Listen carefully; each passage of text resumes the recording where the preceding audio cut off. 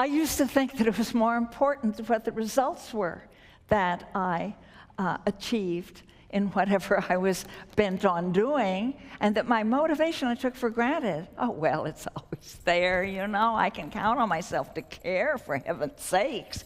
But then I realized that if I lose that motivation, lose that caring, I have nothing on which to intend. I'm at sea.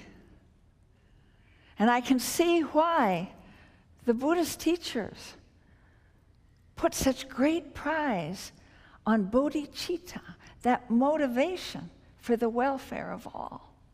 So we want to, don't take that for granted. Cherish it. Blow on that little ember. Make it into a flame. As Jesus said, and it comes right along with that bodhicitta, ye are the salt of the earth.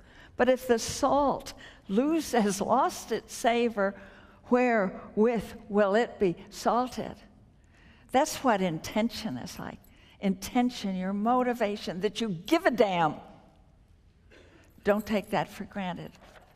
Bless it, that itch, that needing to take part. Thirdly, we're talking about the gifts of uncertainty. The courage to feel what you feel in the present moment. As you become present to your world, then you feel what you're carrying. That usually if you're being rushed and hurried out of your minds, you don't bother paying. You try to pave it over, block it down, shut it down, turn away, turn it off. But try as we might, it comes up again. The grief, the outrage, the raw fear. What in God's name are we doing to our world and to each other?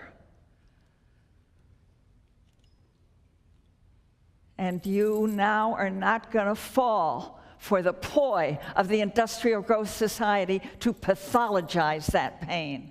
Hear me?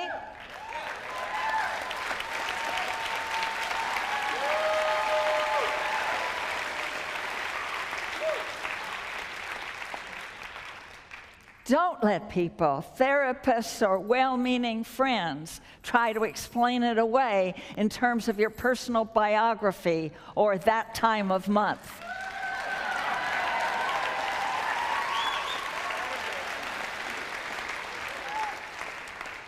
It is a measure of your evolution, it is a measure of your humanity. It is a measure of your nobility that you have a heart, mind big enough to see and empathize with the outrage being inflicted on our world and all our relations.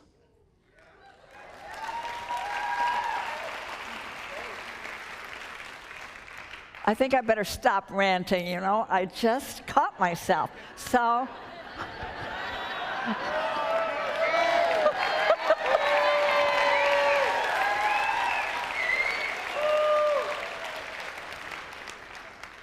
Let me give you a poem as well.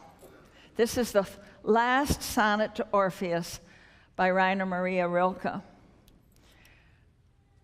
And it holds all the gifts of uncertainty. Quiet friend who has come so far, feel how your breathing makes more space around you. Right here, right now. Let this darkness be a bell tower, and you, the bell.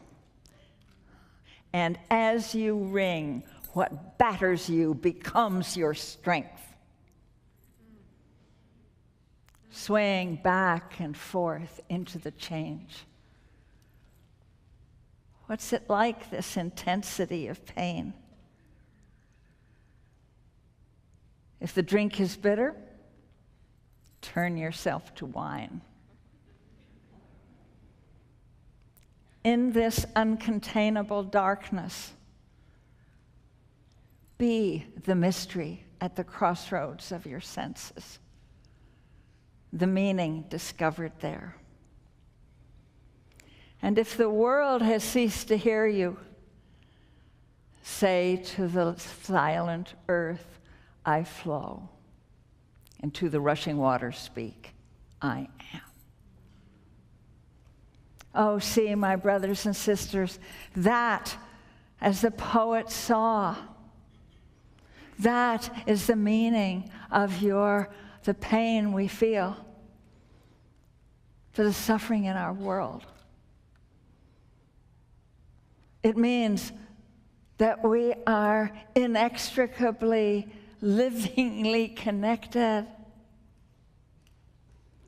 It is our body being savaged. And we are not separate. There is nothing that will ever happen.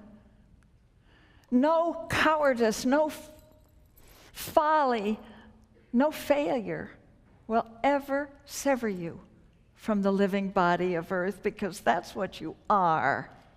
And this earth is waking up now.